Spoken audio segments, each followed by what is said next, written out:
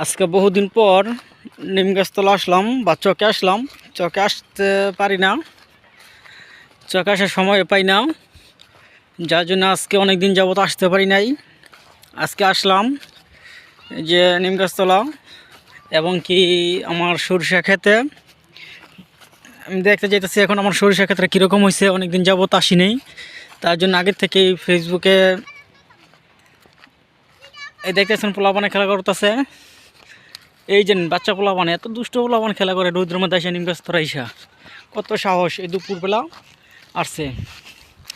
আলহামদুলিল্লাহ আমার ক্ষেতের সরিষা দেখা যায় মোটামুটি ভালোই হয়েছে, শুকরিয়া আল্লাহর কাছে। এই দেখেন আমার সরিষা ক্ষেত কিছুদিনের মধ্যে ফুল বার হয়ে যাব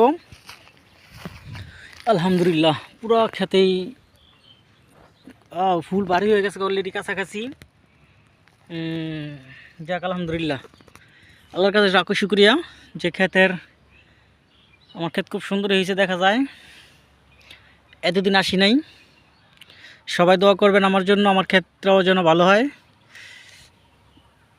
চতুর সাইডই ভালো হয়েছে আলহামদুলিল্লাহ।